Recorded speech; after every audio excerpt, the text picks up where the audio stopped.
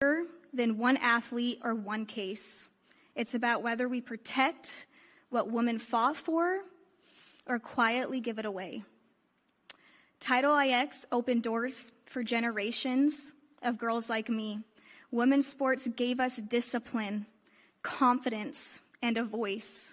We cannot protect women by eliminating the very spaces that allowed us to rise. Title IX is ours, women's sports are ours, and we're not going backwards. Thank you.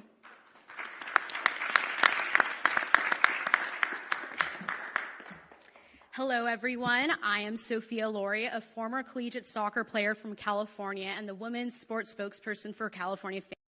Ended last night, I believe, so I was no longer with him when that video came out. I don't know if you've seen it.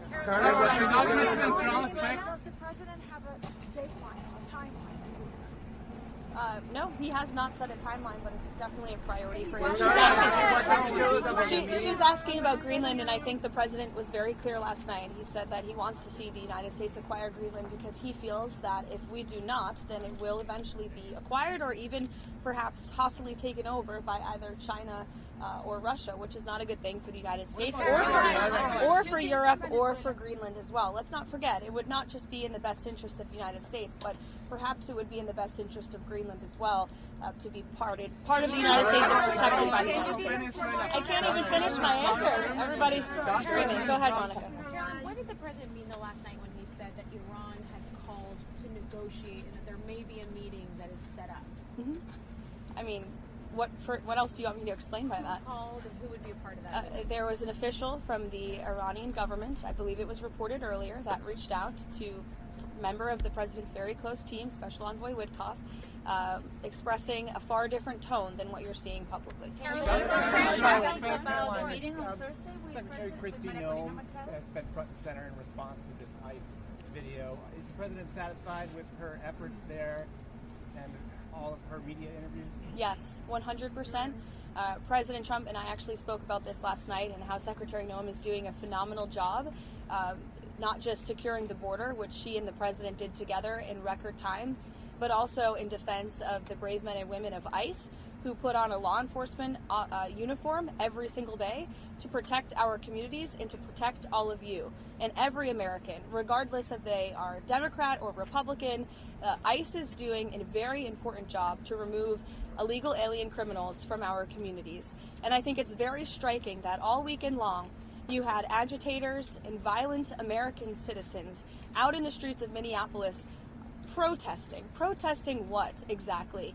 Apparently, they are protesting the removal of heinous murderers and rapists and criminals from a city that I can guarantee you, when you look at the list of the illegal criminals that ICE is removing from our communities every day, not a single person in those protests and not a single person standing here that works in the mainstream media in Washington, D.C. would want those individuals in your neighborhood, in your community, around your children, and around your families. Wow. ICE is doing an incredibly important job that's not just important to our homeland security, but our national security. And this administration will continue to stand wholeheartedly by the brave men and women of ICE, including that officer in Minneapolis who was absolutely justified in using self-defense against a lunatic who was part of a group, an organized group, to interject and to impede on law enforcement operations. And it's disgusting what we have seen from the left.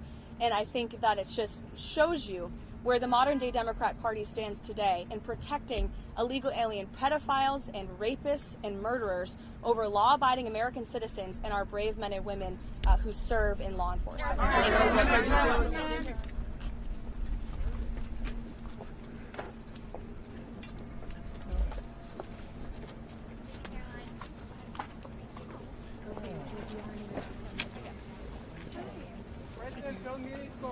On Thursday. Thank you. Expecting to get the Nobel Prize? No, good for you. Yeah.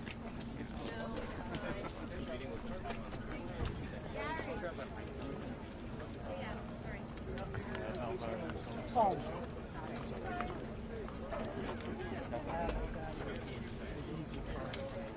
Just listening to this.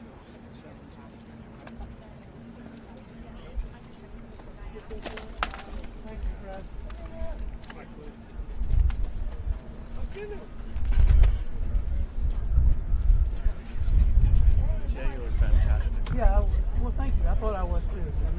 Did you get my answer? Yes. Your check's in the mail. All right, very good. Thank you. You got it? You're welcome. Anytime. I think I took you to the normal. Let me see if anyone wants to leave. No, go ahead. I don't care. Yeah. That's you like two-thirds of my he's poking the bear. Yeah. I don't. No, they don't. But it's a minor inconvenience for me, especially when I get a panic call. I don't have an IFP. No, I don't have an IFP. Oh. $55,000 purchase. I really do.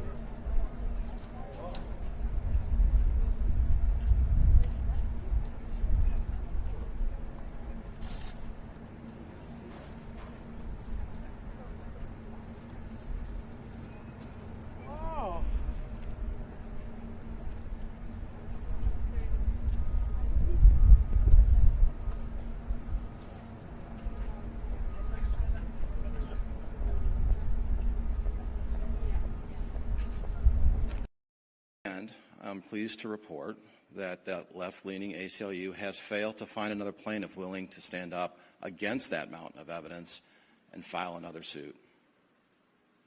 But they could tomorrow in Indiana, because that dismissal is limited to our jurisdiction. And that's why tomorrow's Supreme Court case is so very important, that the justices get it right.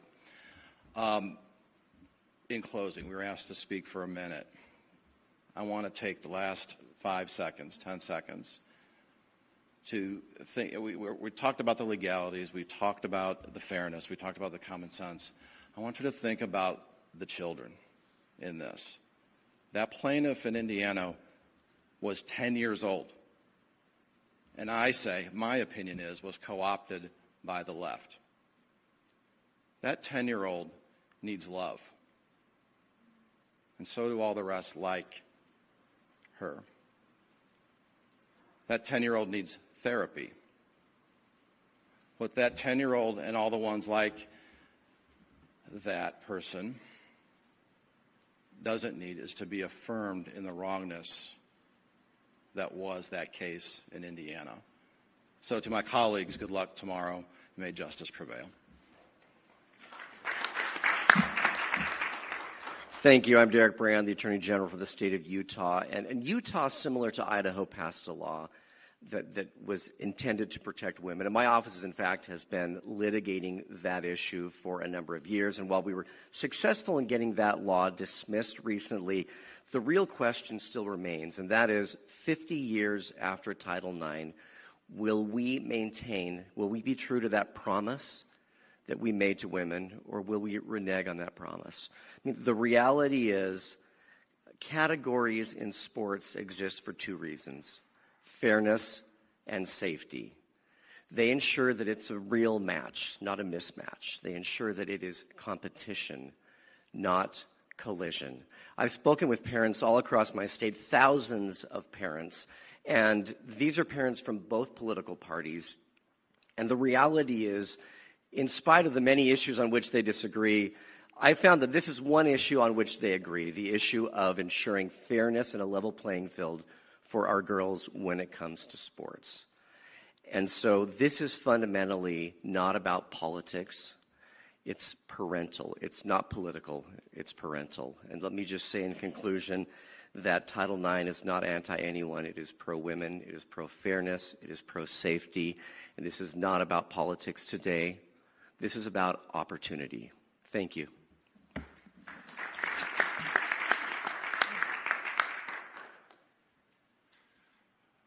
My name is Dave Yost. I am the Attorney General in Ohio. And I want to address the ladies who spoke here just a few moments ago. If any of you want to go to law school, we've got a job for you afterward. JP, I'm not sure you maybe shouldn't be thinking about where to go. There he is. I'm not sure you shouldn't be thinking about sharing time with a couple of them tomorrow at the Supreme Court, because they're pretty effective. Yeah, we're good. Look, there's not a lot to be said that hasn't been said, and I'm not going to try your patience by repeating what everyone else has already made, the points that have already been made. Ohio is here today to support this because, like other states across the union, we have a law too. It's not in front of the United States Supreme Court. It's in front of the Ohio Supreme Court. And tomorrow's proceedings and the ultimate decision that is rendered by SCOTUS is going to have an important role in the state sovereignty of all of those states about their ability to protect their girls and female athletes across the country. So I appreciate and commend the courage of the women who have come forward and raised this issue of fundamental fairness against an amazing tide of mainstream legacy media opposition. I appreciate their courage to raise the issue, and I'm looking forward to the arguments tomorrow and a verdict, a decision that will increase and support justice. Thank you.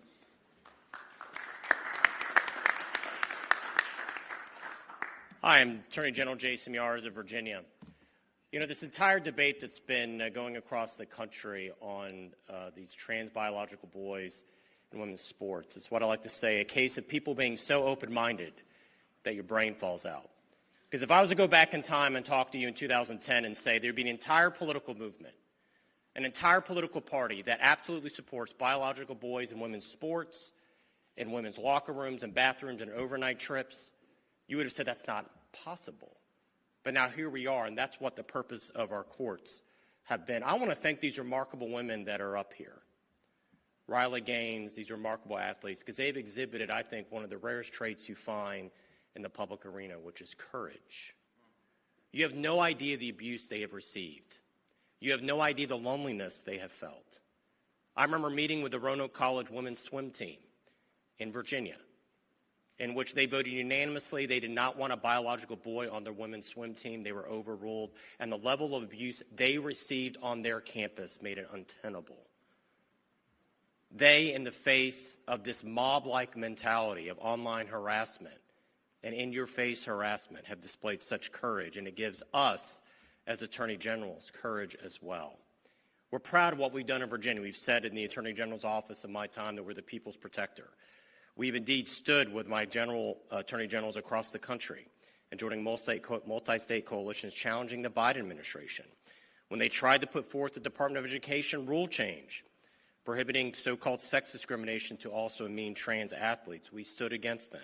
When they even tried to tie aid to dependent children for school lunch programs to this left-wing trans ideology, we managed to push back and get them to change it. We're proud that Virginia has also joined Idaho and West Virginia in front of SCOTUS and filing amicus briefs. And what is indeed common sense? Common sense indeed is rolling the country right now. I just want to read from you today an op-ed from editorial board from this morning. And it said, biological boys roll back that progress when they take away roster spots, trophies, and scholarships from biological boys. Rather than unlawful discrimination, the laws being challenged in front of the Supreme Court are reasonable concessions to immutable reality. That's from the Washington Post today. Now, ladies and gentlemen, if Riley Gaines had said the same thing, or any of these female athletes had said the same thing just 5 years ago on a college campus, they'd be shunned, they'd be ostracized, and they would be attacked. That is what leadership looks like. And so, yes, we often hear that this is a small problem every time there is a trophy taken away from a biological girl and given to a biological man. Every time there's a championship taken away, every time there is a scholarship taken away, it's denying an opportunity to our female athletes. That is the purpose of Title IX.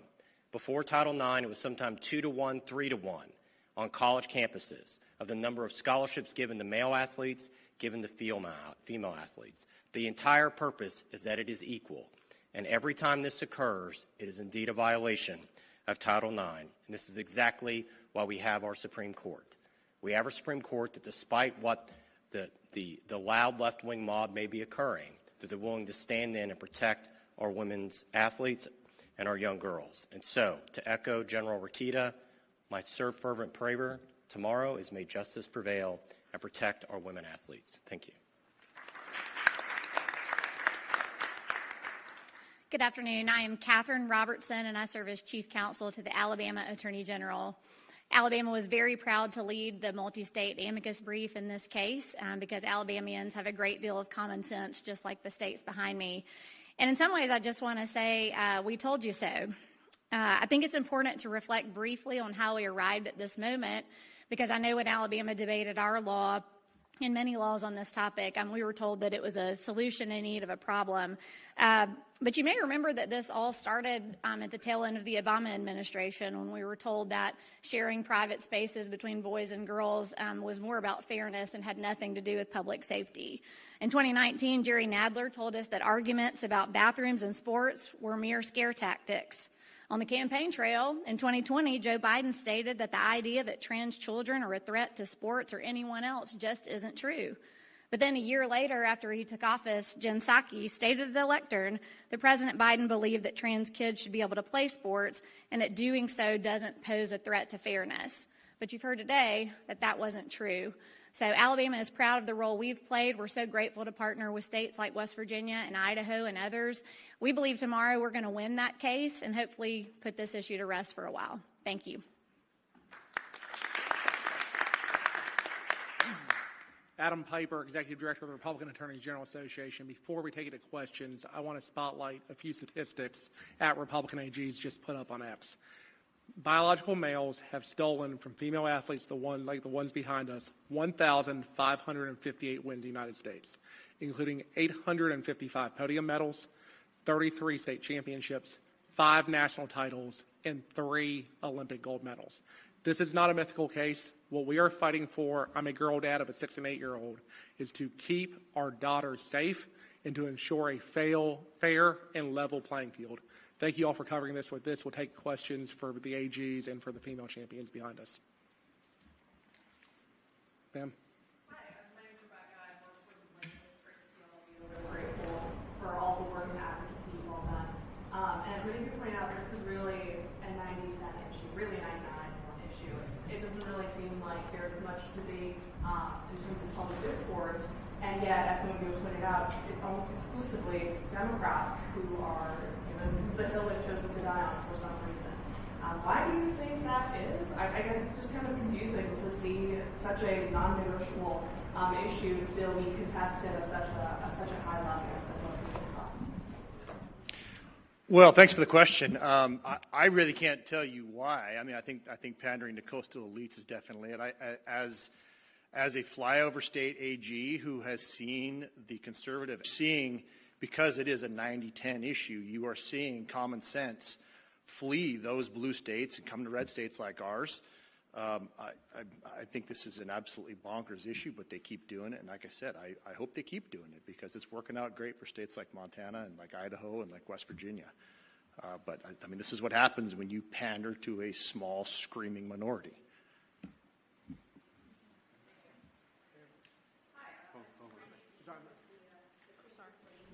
I just wanted to ask the Attorney General, what do you guys expect will happen in court tomorrow, and how long do you think it will be until we get an answer?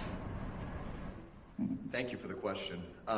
So we all fully expect that this is going to be a 9-0 decision. We are right on the facts. We're right on the Constitution.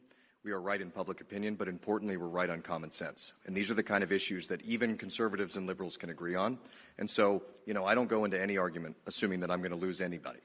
And so it is our mission and our goal to make sure that this case is decided in our favor, and we believe very, very strongly in our arguments. So we're looking for a 9-0 decision, and we feel really good about it. No, my solicitor, Michael Williams, and his team of Caleb David and Holly Wilson will be doing the argument. It's sort of unknown, but we would estimate sometime at the end of June or in the middle of July. You're welcome.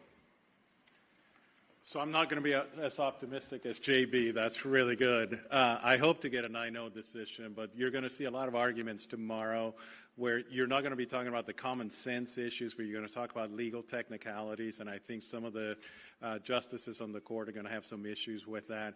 But I just want to address the previous question, which kind of ties into your question, is why have we not seen certain politicians and certain people, when it's an 80-20, 90-10 issue, why are we even here? That's one of the questions that I have. Why are we even here when it's such a common sense issue?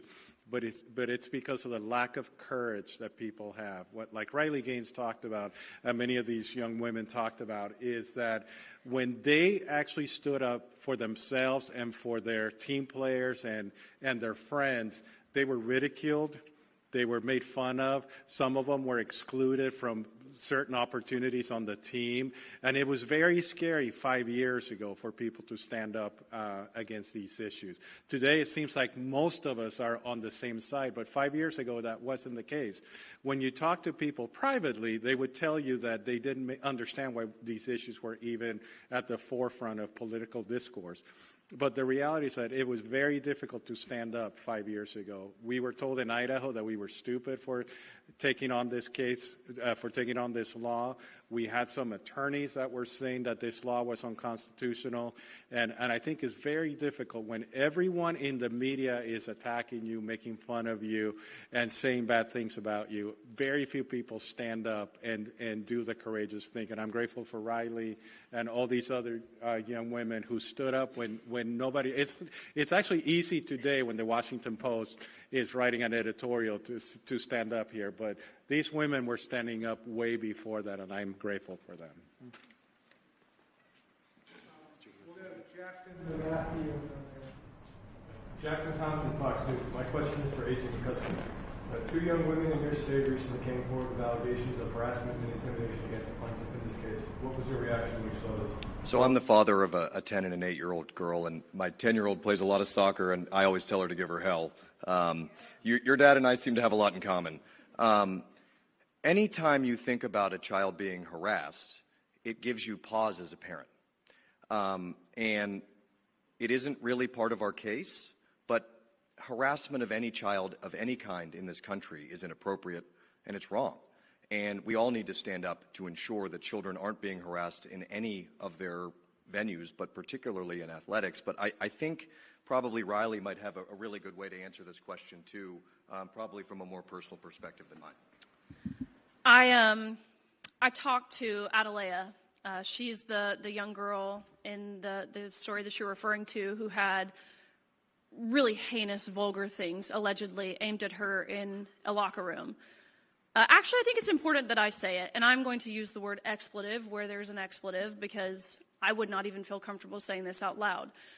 It's alleged that this boy said to this girl to suck his expletive while also saying he was going to stick his expletive in her expletive and her expletive. You probably can't even make sense of what I'm saying because that's how profane and vulgar it is. And we're talking about middle school age girls who have to worry about being told these things in an area of undressing. Think about yourself. Maybe you have a daughter. When you were in middle school, right? Like locker rooms aren't a comfortable place in general, right? Even when you're changing with your friends, people of your same sex. Now imagine adding a boy into that mix. I talked to Adelea. I talked to her father, Holden. I've talked to several attorneys with ADF who represent Adelea. The alleged things that were said to her as a parent myself now, and I would imagine my husband would have choice words to say if someone said things like that to our daughter.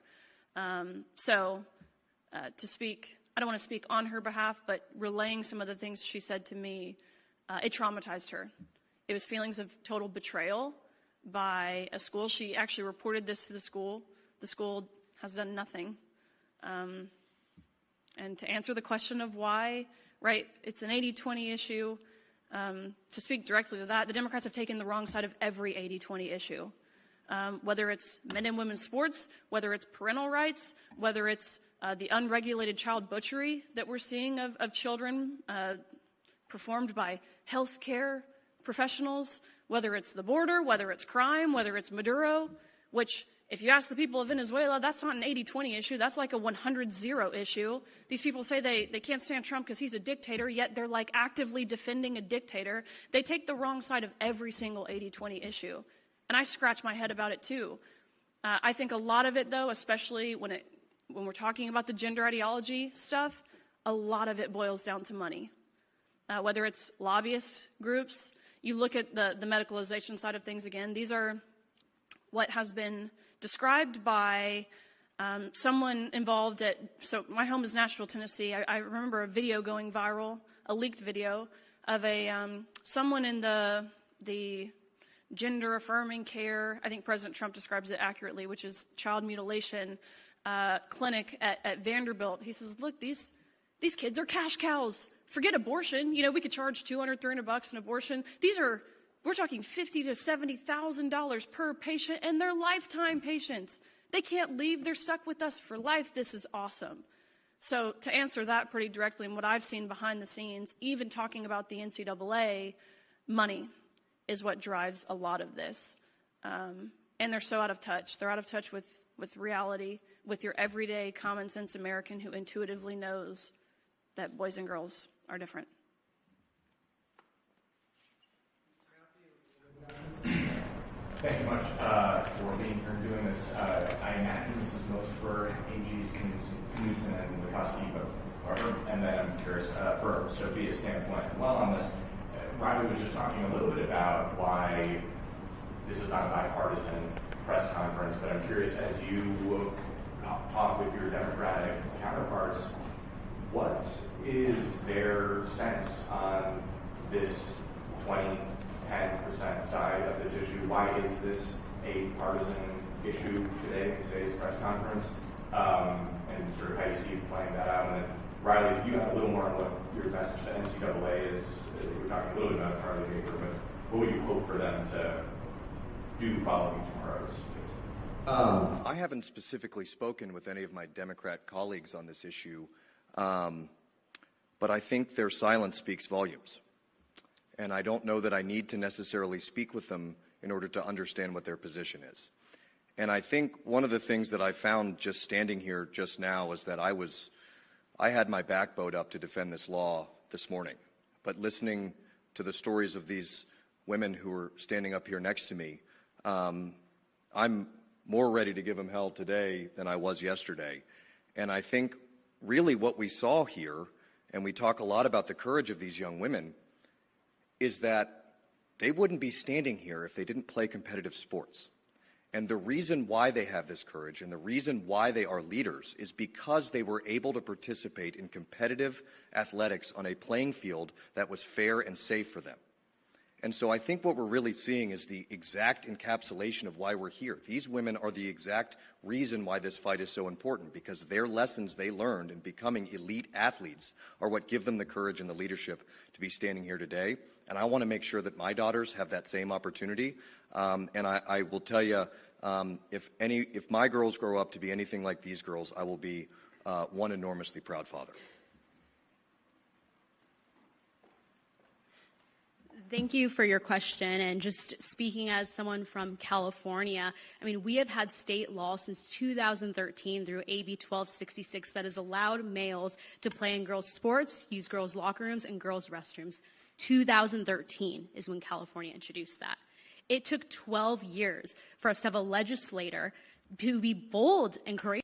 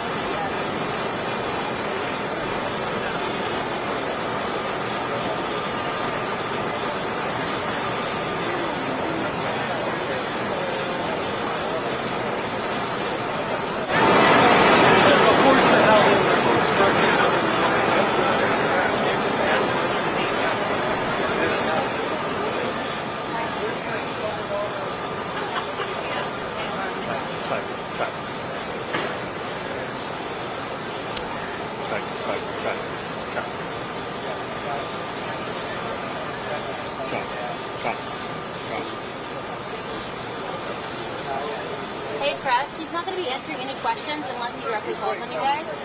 I'm hoping that there's a time for that today, but not on track for this. Thanks.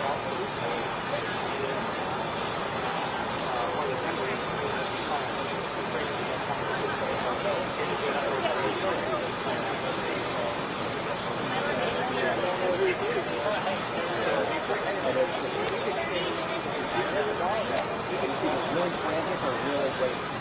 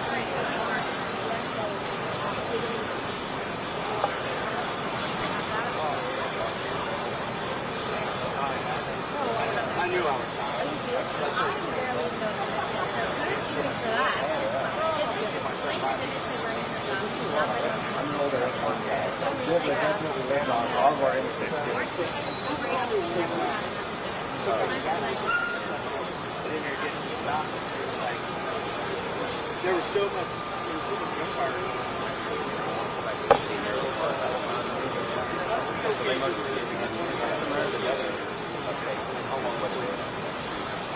Probably,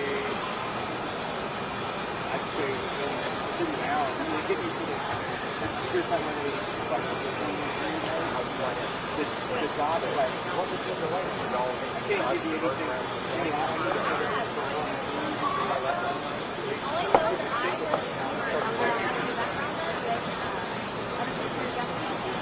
Trying to get all that stuff out of here. The famous is getting let out.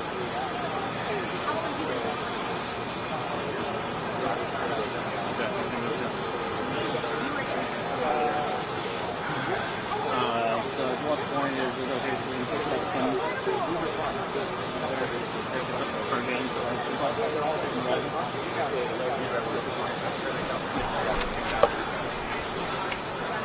Yep.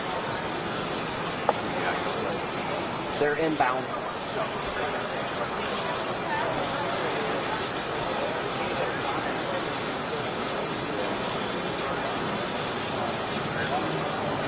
And now moving up to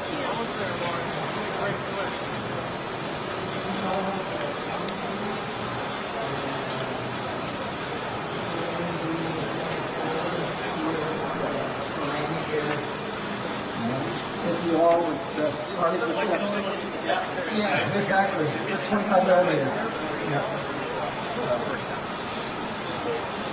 We're going.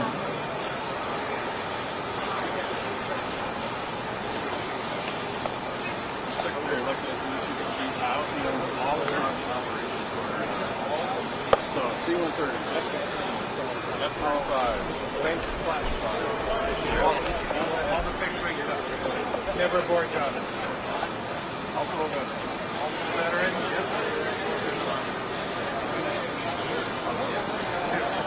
Number of employees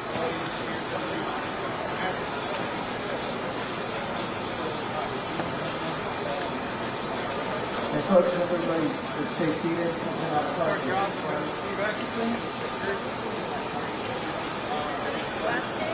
Am I good?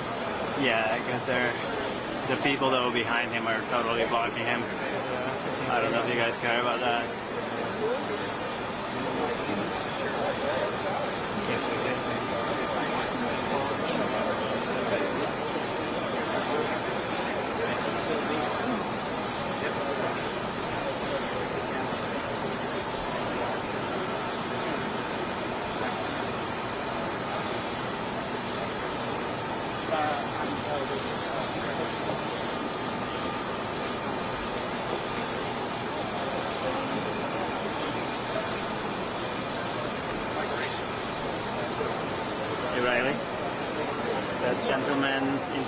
suit, so just blocking him there. Okay. Hey, Allie. Allie. Yeah.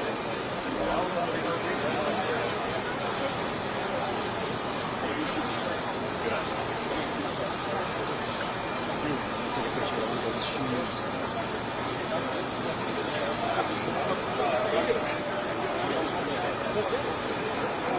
Now, what do you do?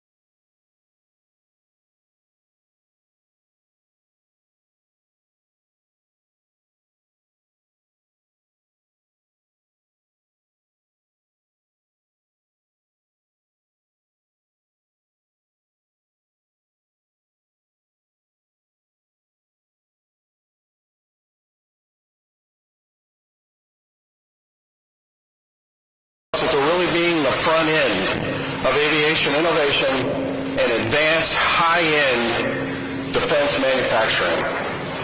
Today, we stand here behind me in front of the only fifth-generation fighter that's produced in the world.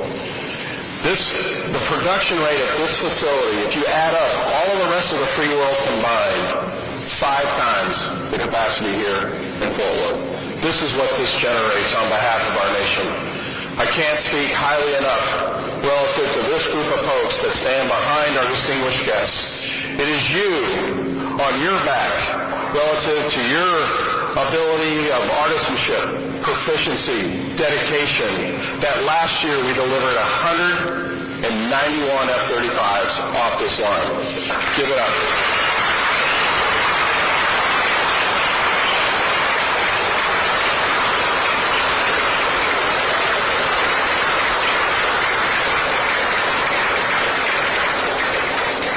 This facility is the heart of F-35. But across this great nation, there's an additional 290,000 Americans that come to work across 1,900 different companies that have direct contribution to the F-35. Think about that for a minute. Also, our workforce. We are extremely proud and honored to say that 1 in 5 of our employees either have served or are currently serving in our armed forces. Thank you to the veterans and those that are currently serving in our crowd.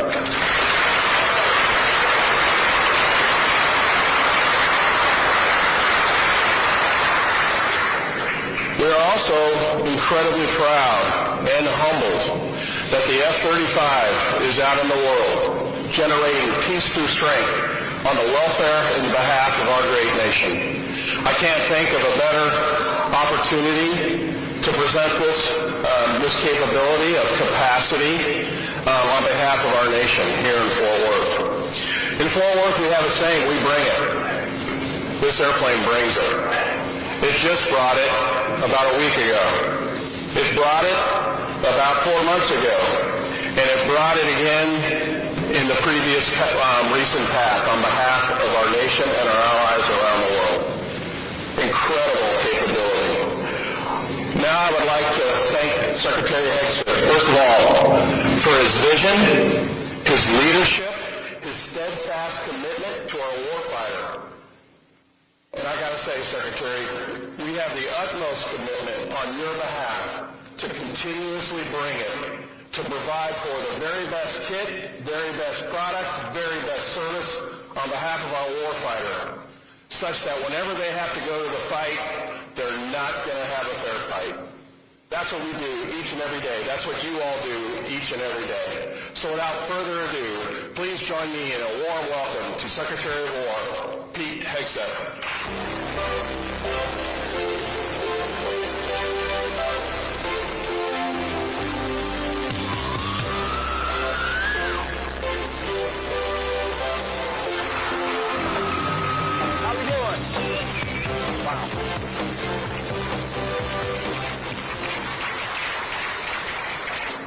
Well, thank you all for being here. How are we doing today?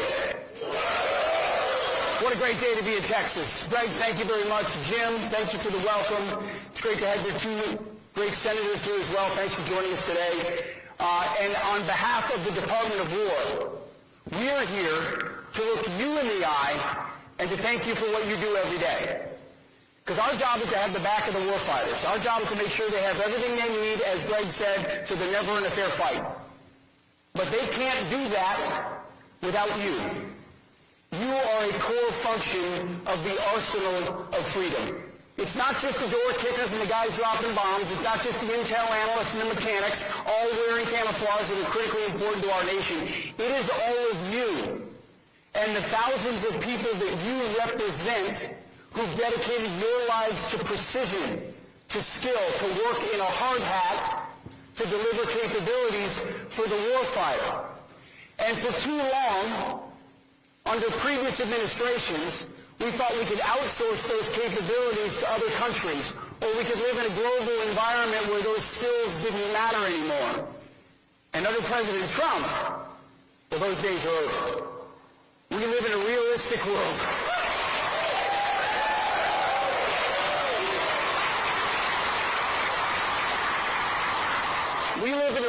realistic world where if you want American strength, you better have American manufacturing.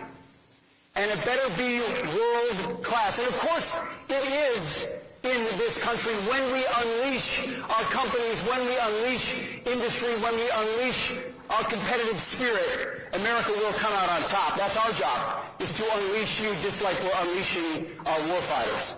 And President Trump's been really clear, in case you're not paying attention. His guiding principles, if I were to summarize three of them, it would be America and Americans first. America and our country, its security, its citizens, its workers first.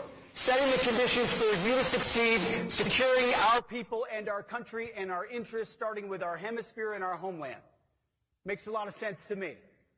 Number two is peace through strength. At the War Department, we are the Strength Department. Our job is to be that hammer when necessary, hopefully to never have to use it. The whole idea is deterrence. You want peace through deterrence.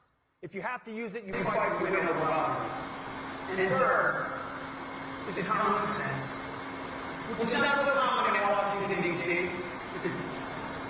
But in the Trump administration, if you look at the promises and you realize, hey, making things here and making them well at scale and at volume and at speed is critical. Protecting critical industries is important to our success on the battlefield. That common sense is applied every single day. The other place we're applying common sense is in our priorities of the department. First is we're reviving the warrior ethos. We want to get rid of the distractions and the debris. No more DEI, no more dues and dresses.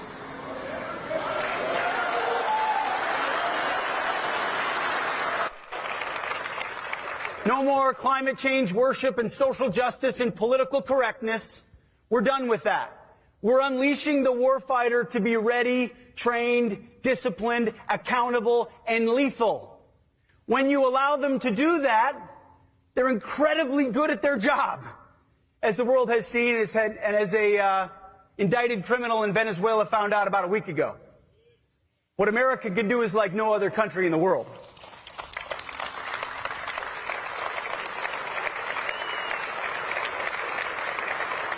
And that's really important to us. We want to allow commanders to be commanders again, to make those critical decisions, and to hear from commanders on the ground. And we have an opportunity in our office to talk to commanders who say, hey, we've never felt this supported before, ever, in our time in command, under President Trump and under the War Department. You're allowing us the authorities to go out and do what we have to do.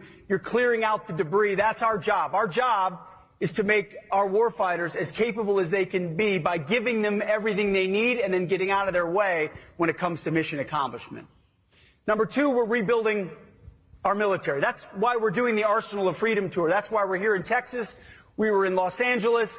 We were in Mississippi. We're going to go across the country over the next couple of months, talking to companies, to industry, to manufacturing, large, and didn't get any bigger than this. Can't see the end of it. Large and small. We need them all. And we need them moving fast, at scale, at cost, open architecture, so we can outcompete our adversaries. We are rebuilding the Arsenal of Freedom. President Trump did it in his first term, and we're going to do it again. We had a historic budget last year. I don't know if you saw, the president announced the goal of $1.5 trillion for our national defense in 2027. That is a message to the world.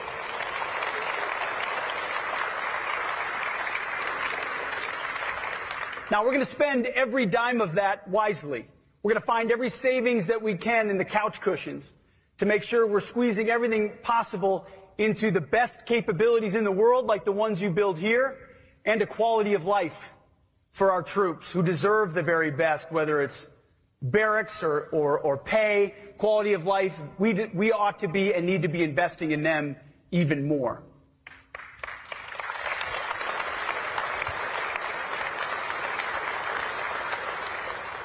Reviving the warrior ethos, rebuilding the military, and reestablishing deterrence, which is something this airframe has been involved in from the beginning of this administration, and for long before that as well. But when you lose your way about what American leadership looks like, it invites chaos and challenge in the world. which is what we saw under the Biden administration, whether it was the disastrous withdrawal in Afghanistan that had reverberated around the globe as far as the image of our country, whether it was what happened on October 7th with Hamas in Israel, or the war in Ukraine, which never would have happened if President Trump were president. The world saw an open invitation for challenge. Didn't feel like America was prepared to do what it would do in the past. Not to mention the fact that our ships were being shot at around the world, and we weren't responding. So the first thing we had to do at the War Department was to reestablish that deterrence on behalf of our country. And it started, frankly, from day one on the border. Securing our border and locking it down. We've gone 7 months with 0 crossings at the southern border.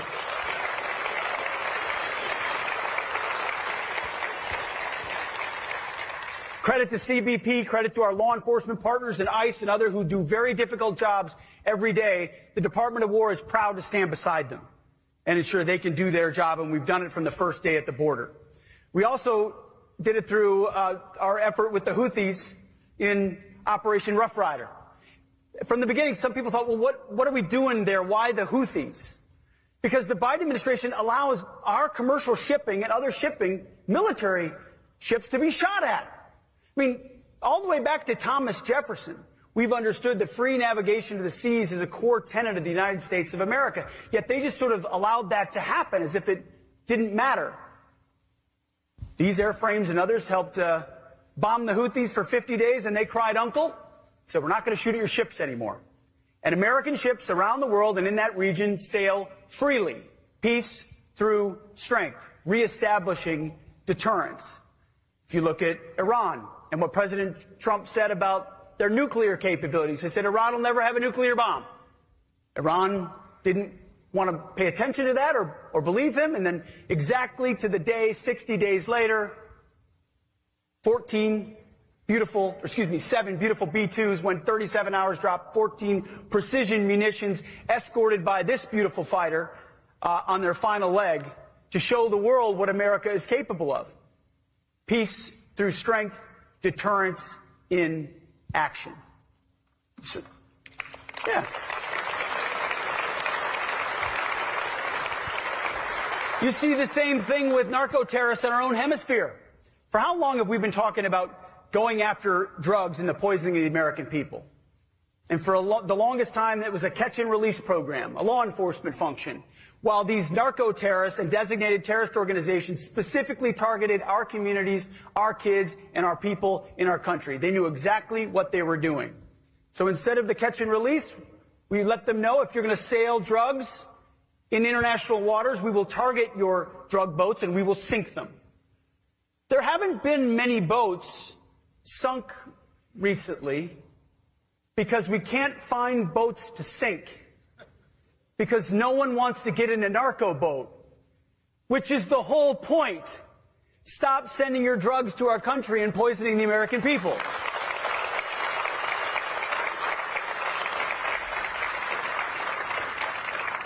And then the whole world saw just over a week ago what our incredible military is capable of at every echelon when we brought the indicted nominal leader of Venezuela, Nicolas Maduro, from the most fortified house in the most fortified location inside their biggest fort in their capital city in the middle of the night without them knowing we were there until 3 minutes before. Grabbed him and brought him to New York City within 24 hours to justice. Let me tell you, no other military on planet Earth could pull off what our incredible warriors did.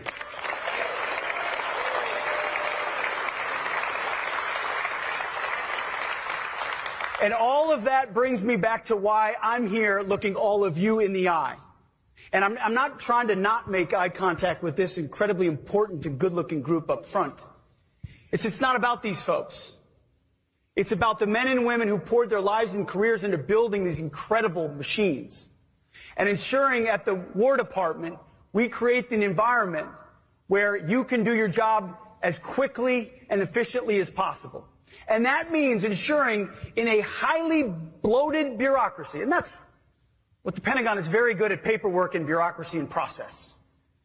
It's a giant headquarters, and many of you are veterans. I think I 20% of this company are veterans, which is incredible. You've been to headquarters. Headquarters move paper. You can imagine the amount of paper we move at the Pentagon. There's process for process for process, meetings that exist for meetings for meetings. You can imagine how difficult it is to move at speed or efficiently in that environment.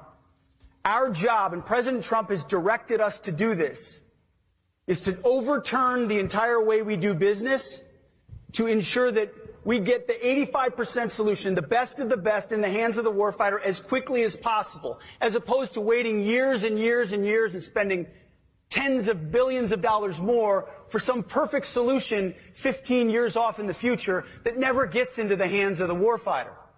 We're changing the game to incentivize speed, to incentivize efficiency, competition, open architecture, at cost, ensuring that big companies like this one and small ones can compete. And I've had some pretty tough words to say, and the president had put out an executive order just a couple of days ago about how big defense prime contractors in this country need to step up. And he's right. And he's looking out. I'm looking out into an incredible audience of Americans here who are committed to an incredible company that's built incredible platforms. And I think, and I know, and I believe that Lockheed will step up. Because we've seen it already in what's happened with the records on this line this year. What happened with the deal on PAC-3s and the investment that this company is making. Listen, you're even working while I'm speaking. I appreciate that. It's fantastic. Keep going.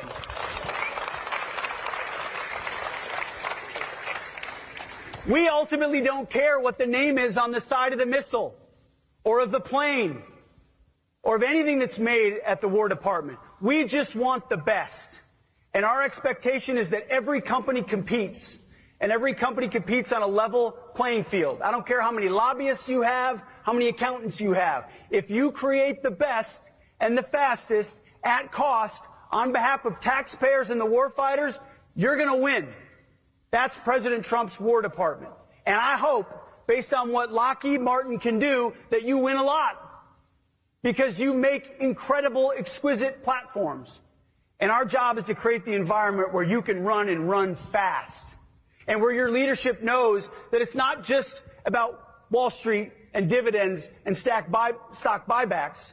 It's about the warriors and what we can deliver as fast as possible to them. And they're patriots. They know that. So we're changing that incentive structure for the entirety of the industry across defense to make sure. President Trump's deadly serious about this. He feels the urgency of the moment, and so do I.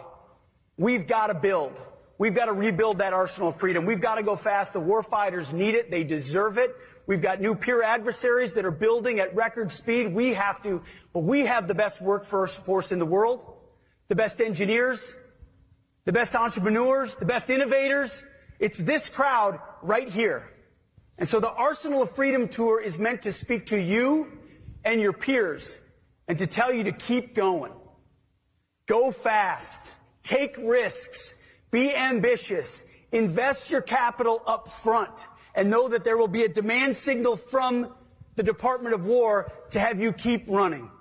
So I want to give my appreciation to the leadership here of this company that has taken that demand signal and is running with it. That's exactly what we want. And we're going to give the same message to small companies and medium-sized companies. Join us in this sprint. The urgency of the moment requires it. The war fighters need it, and they need it yesterday. So thank you very much for inviting us here and having us here. Thank you for the accepting and grasping the challenge of President Trump, as well as our department, whether it's R&E or A&S, that everybody, my charge to my team is to do everything they can with this precious moment we have to rip the bureaucracy out and streamline the process so that we can get in the hands of the war fighters what they need today. So thank you all so much for what you do, for why you're doing it. I've had a chance to meet a number of you who have kids or grandkids in the service. Many of you have served yourself. We are shoulder to shoulder with you because we can't deter the next conflict without the skills and capabilities that you have. I'll end by saying what President Trump said over the radio to the incredible Americans who went to downtown Caracas, he simply said, good luck and Godspeed. I know you don't need good luck. You're good at what you do. But Godspeed, because we need the capabilities you're creating here, and our job is to ensure you have everything you need in that process. God bless. Thank you very much. Appreciate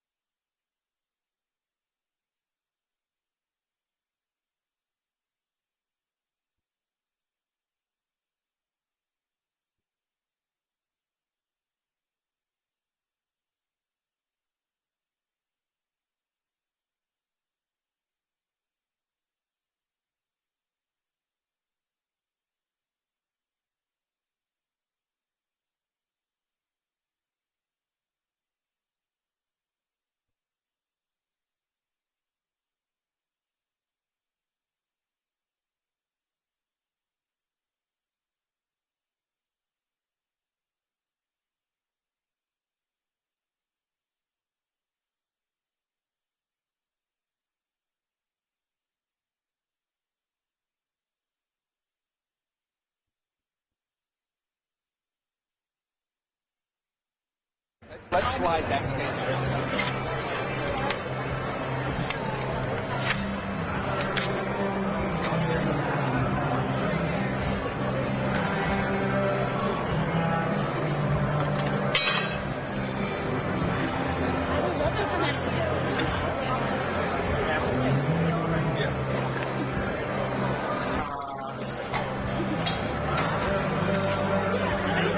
What's the site for that?